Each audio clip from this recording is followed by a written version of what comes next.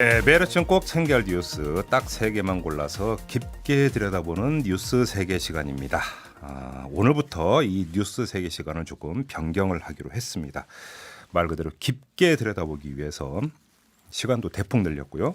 그다음에 또 한 분을 긴급 투입을 해서 2인 체제로 진행을 하도록 하겠습니다. 제가 1월 1일에 방송하면서 이게 그 파일럿 코너일 수가 있다라고 말씀을 드린 바가 있습니다. 바로 이걸 염두에 두고 했던 건데요.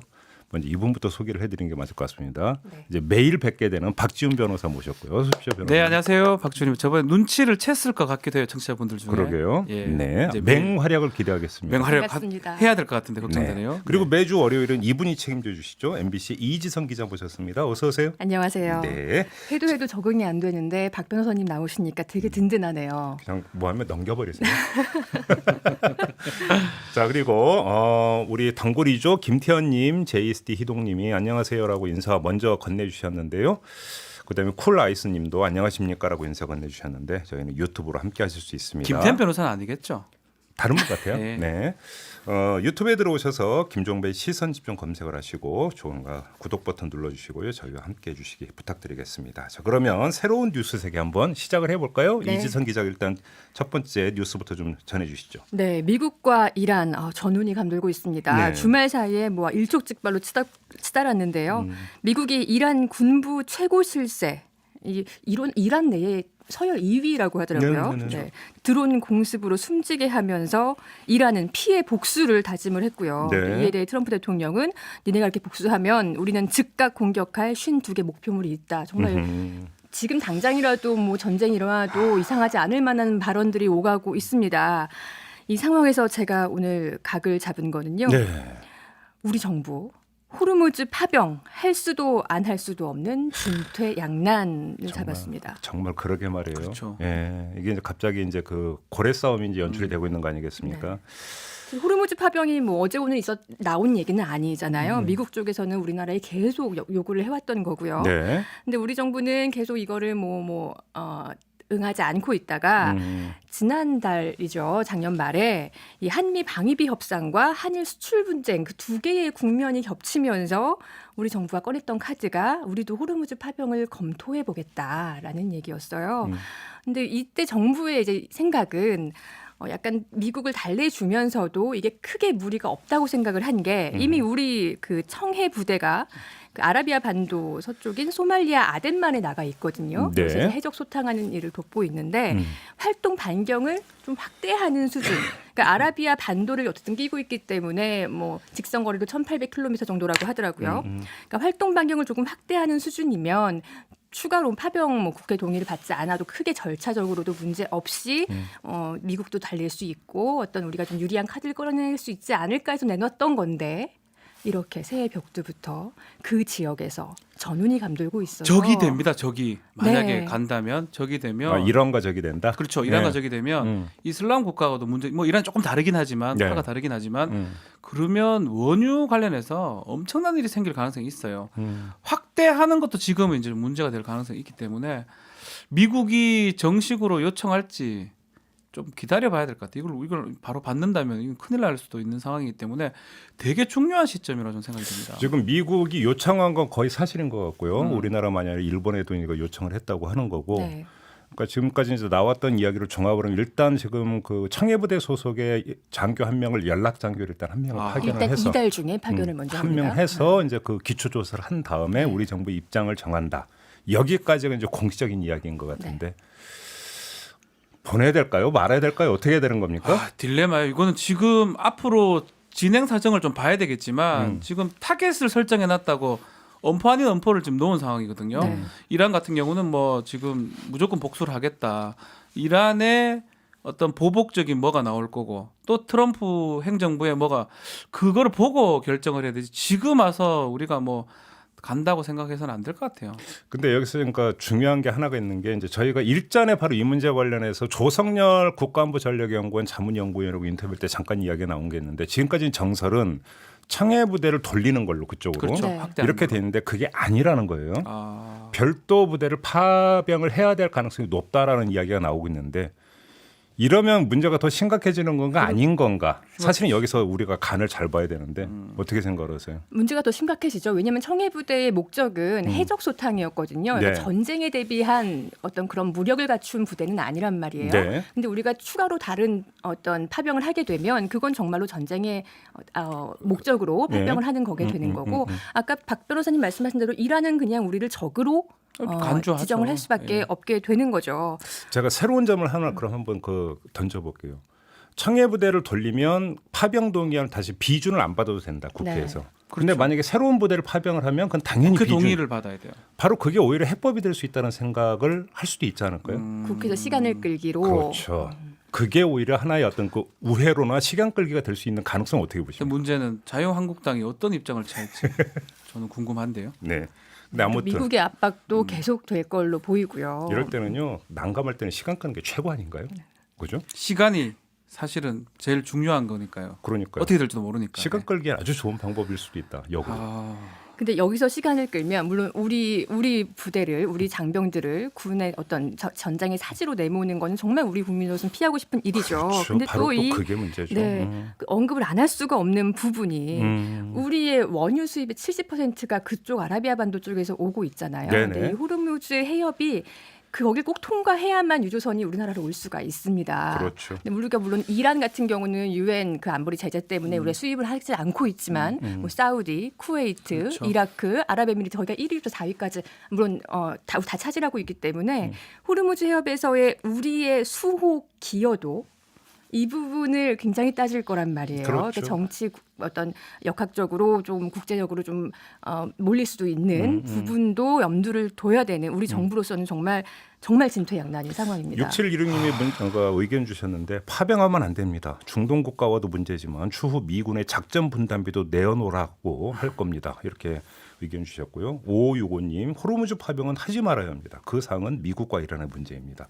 이러면 얼마나 좋겠어요? 일면은 그렇지만 우리가 안 하면 안 될 수 있는 상황이 있기 때문에 네, 그렇습니다. 아무도 이 문제는 앞으로 네. 좀 여러 번 짚어야 될 것 진짜 같다는 많이 짚어야 될 것 같아요. 예감이 드니까 요 정도로 운만 떼는 걸로 하고요. 자, 두 번째 넘어가 보죠. 네, 검경 수사권 조정안이 오늘 본회의에 상정이 될 것 같습니다. 더불어민주당이 오늘 상정을 하겠다고 했고요. 네. 자, 연말에 통과된 공수처법에 이어서 검찰 개혁의 마지막 단추라고 불리는 법안들입니다.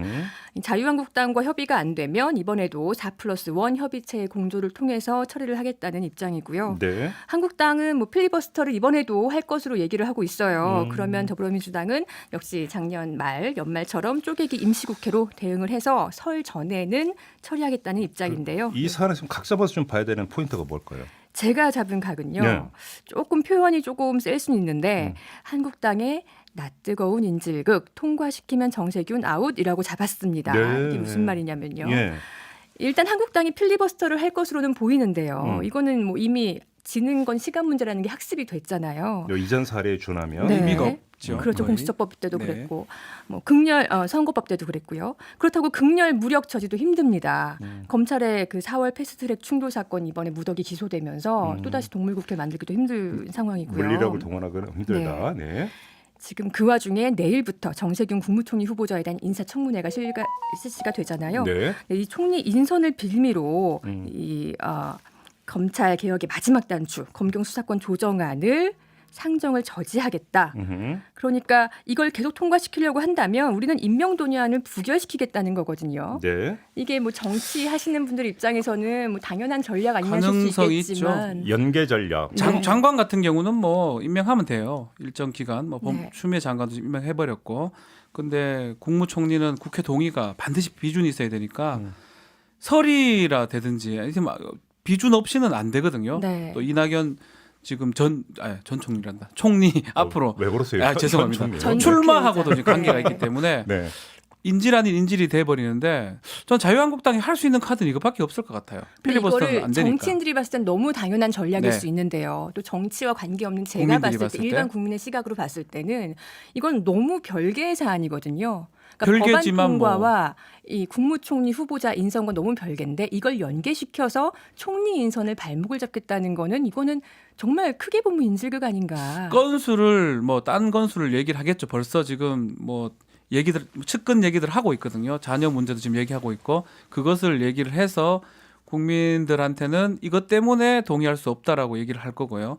그리고 지금 자유한국당 입장에서는 다 손해보게 생겼으니까 그렇죠. 이거라도 좀 붙잡고 이거밖에 없어 보이죠, 뭔가 지금. 뭐 근데- 최소한 유천 3법이라도 근데 좀 가져올 것 같아요. 연계를 하는 것은 어찌 보면 하나의 전략으로 있는 네. 거니까 뭐 그거 할 수도 있다고 생각하는데 그럼 연계의 방법이 뭐냐가 이제 중요한 문제잖아요. 네. 그러니까 어차피 표 대결로는 안 된다라고 하는 것은 이미 그러니까 나온 거고. 네. 그러면 할 수 있는 연계의 방법이 뭘까? 해서 나오는 이야기가 우보 전술이 나오더라고요. 그러니까 뭐냐면 이거는 임명동이기 때문에 인사 문제는 무기명 투표거든요. 그렇죠. 그러니까 예. 전자 투표를 할 수가 없어요. 앉은 네. 자리에서 그냥 버튼만 누르면 되는 게 아니라 전부 다 표 받아가지고 그러니까 천막 뒤에 쳐있는 들어가서 찍어야 돼요. 네. 근데 말 그대로 우보. 그러니까 그 한 의원이 들어가서 1시간, 2시간, 3시간 안 나오는. 못 찍게. 줄을 계속 세워두는. 그렇죠. 못 그러니까, 찍게. 그러니까 이 방법이 어떤 그러니까 그 이야기가 되고 어떻게 보세요? 가능성 있죠. 그래요? 그럼 이게 이제 그 표결이 하루 이틀 사흘까지 갈 수 있는. 그래서 16일을 지날 수도 있죠. 그러니까 이론상으로는. 예, 이론상으로는. 그렇죠. 네. 필리버스터하고 비슷한 효과라고 볼 수도 있어요. 그렇죠, 그렇죠. 그러니까 이제 투표 지연이 되는 거죠. 네, 투표 지연 방법. 일반 국민이 보기엔 정말 가지가지 한다라는 생각. 이제껏 뭐 가지가지 안 했습니까? 뭐 이건 어쩔 수 없어요. 애들 그러세요. 아이고, 아니. 야당 입장에서는 제가 볼 때는 그렇게 연계하는 것도 그 야당의 입장에서는 할 수 있는. 그러니까 지금이라도 네. 협상을 해서 무슨 법안을 뭔가 바꿀 방법을 생각해야 되지 않을까 싶은데. 아, 물론. 저 이 국민적 법안은 입장에서요. 합의가 되면 제일 좋은 공수처법이나 거죠. 선거법에 비해서는 그렇게 이견이 차이가 컸던 그건 안은 아니거든요. 오히려 공수처법 통과되면서 검경수사권 조정법 이건 통과 안 되면 안 돼요. 지금 상황에서 통과시켜야 되는 상황이고 어쩌면 자유한국당도 이 법에 대해서 크게 이견이 없거든요. 그럼에도 불구하고 어떤 정략적으로 국무총리 동의 관련해서 이래 버린다면 문제이긴 한데 저는 할 거라고 봅니다. 비슷한 방법으로. 연계를 할 거다. 예, 자유한국당 입장에서는 더 이상 방법은 없어요. 알겠습니다. 일단 청문회까지는 그대로 가겠죠? 가겠죠. 네, 알겠습니다. 그 다음이 문제가 될 것 네. 같습니다. 인준 단계가 지켜봐야 될 것 같아요, 국민들이. 자, 마지막 뉴스로 넘어가죠. 네, 추미애 법무부 장관의 검찰 인사 얘기를 해보겠습니다. 네. 지난 금요일 취임식을 한 다음에 이번 주에 이르면 이번 주 곧바로 검찰 인사권을 행사할 것으로 알려졌는데요. 네. 지금 검찰 내부가 술렁이고 있습니다. 네. 그러니까 공식 업무 1순위가 검찰 고위간부 인사로 시작을 하는 거죠. 지금 현재 뭐 공석으로 남아있는 검사장급 자리 7석을 채우는 소폭 인사에 그칠지 아니면 윤석열 검찰총장의 팔다리까지 교체가 될지가 지금 초미의 관심사인데요. 근데 오늘 조간에 나온 아주 중요한 그러니까 이야기가 하나 있더라고요. 네, 이건 검찰국장? 네, 물론 설이긴 합니다만 아직까지는 네. 그래서 이 부분에 제가 각을 잡아보면 검찰의 꽃의 비검찰 출신 파격은 앞으로도 이어질 수밖에로 잡았습니다. 네. 그게 무슨 말이냐면 예. 이 법무부의 검찰국장 자리는요. 검찰 안에서는 그야말로 빅3 그렇죠. 자리에 하나예요. 그렇죠. 그러니까 진짜 요인 중에 요인이고 정말 검찰총장의 복심이 앉는 자리고요. 검찰의 인사권을 쥐고 있는 자리입니다. 그러니까 쉽게 말하면 법무부하고 검찰하고 통로예요. 그렇죠. 그러니까 검찰총장까지는 아니지만 급수상으로는 쉽게 말하면 서울중앙지검이 큰 수사 다 한다면 지검장, 검찰총장, 그 대검차장 정도 그 다음에 검찰국장입니다. 그만큼 중요한 자리입니다. 그러니까 이럴 때 쓰는 그 표현이 실세라는 표현이죠. 실세죠, 그렇죠. 진짜 실세죠. 그렇죠. 그리고 왜 중요한 자리냐면 법무부 장관하고도 다이렉트 얘기가 되고요. 검찰의 징계, 인사 모든 걸 다 합니다. 그렇기 때문에 이제껏 다 검사했어요. 근데 이 검찰국장 자리를 다 검사했다고 했는데 네. 아닐 수도 비검사 있다? 출신으로 할 수 있다는 얘기가 흘러나오고 원래 있습니다. 국장급이고 고위공무원 해도 돼요. 고위공무원 가끔 낙급이 해도 되는데 네. 여기를 민간 변호사, 네. 뭐 저 같은 사람 10년 이상이면 돼요. 네, 저도 10년 오래, 이상 되게 오래 판사 해가지고. 또는 그렇죠. 변호사. 자격은 자격 요건이 변호사 검사. 자격증 취득 후 10년이죠. 네, 좀더 박지훈 변호사님은 변호사 지금 경력 몇 년째입니까? 18년인가 20년. 아유 대상자가 뭐. 되시는데요. 야, 그 오출탱크 한번 본인 어필을 한번 해보시죠. 제 같은 사람도 된다는 거니까. 저 같은 사람도 된다니까. 저 같은 사람이 검찰을 뭘 알겠습니까? 아, 또 왜 이렇게 겸양의 그렇지만 모드로 네. 간다면 검찰이 상당히 불쾌할 수 있고요. 상당히 자신의 조직이 아닌 사람의 그 법무부 통로가 없었는데 이때까지. 그래서 아마도 큰 충격과 혼란이 올 가능성이 높습니다. 그러니까 지금까지 언론의 보도는 이른바 윤석열 총장의 측근들을 인사 전보조차는 그러니까 모든 언론이 초점을 여기에 맞추고 있었는데 오늘 네. 갑자기 이제 다른 이야기가 나오는 거잖아요. 네. 정말 검찰국장 자리에 비검사 출신이 앉게 되면요. 제가 아까 각을 잡을 때 추후에 파격도 예정이 돼 있다고 하는 게 네. 지금 검사장급 인사를 하고 나면 이제 차장검사, 부장검사, 2월 달에 평검사 인사까지 줄 있지 않겠습니까? 네. 여기서 계속 어떤 검찰이 예상하지 못했던 인사가 파격 인사가 계속 나올 수 있는 여지가 있는 거예요. 그리고 또 그 인사를 주도하는 게 검찰국장이 검찰국장이죠. 하고요. 그렇죠. 검찰국장이 하니까 예. 사실은 법무부 장관 입장에서 인사 뭐 크게 신경 쓸 거 없습니다. 검찰국장만 누구를 맡기면 뽑아놓으면 돼요? 원래 검찰국장이 하는 거니까요. 예. 검찰국장이 인사를 주도하기 때문에 그 사람이 누구냐에 따라서 많이 달라질 수가 있습니다. 그리고 지금 현재 이성윤 검찰국장도 윤 총장의 동기고요. 사법연수원의 네, 네. 다 특수통이 대부분이에요. 그 전에 있었던 윤대진 검찰국장 윤대진. 같은 경우는 뭐 서울중앙지검에서 뭐 대윤 소윤이라고 그렇죠. 불리면서 정말 복심으로 불렸던 그 전에 분이고. 지금 들어갔죠. 이름도 까먹었는데. 안태근 검 아, 그렇죠. 안태근 국장이죠. 서지원 검사 네. 어떤 성추행과 이후에 인사 네. 보복을 했던 것도 검찰국장 자리에 그렇죠. 안태근 검사장이 있었기 때문에 가능했던 일이었거든요. 예. 만약에 정말로 그 오늘 조간에서 이제 일보가 나오기 시작했던 정말로 그 검사 출신이 아닌 변호사를 검찰국장 안 친다고 이제 파격 중에 파격. 파격 중에 파격이고 검찰 지금 몇 년 했는지 모르겠는데 70년 검찰에 아, 해방된- 처음인가요? 저는 처음으로 알고 있습니다.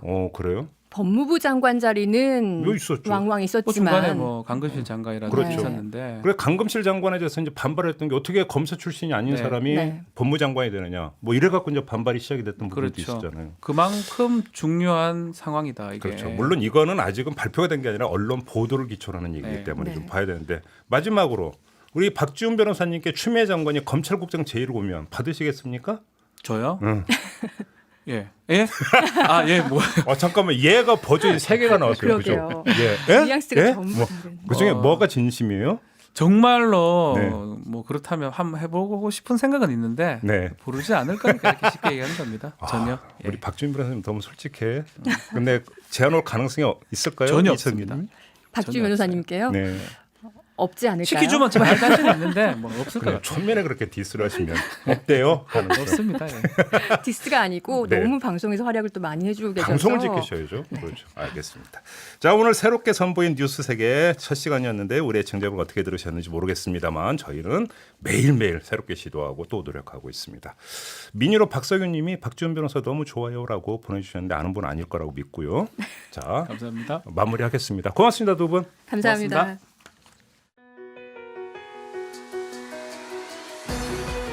이슈의 핵심을 꿰뚫는 예리한 시선, 믿고 듣는 진품 시사 김종배 시선 집중.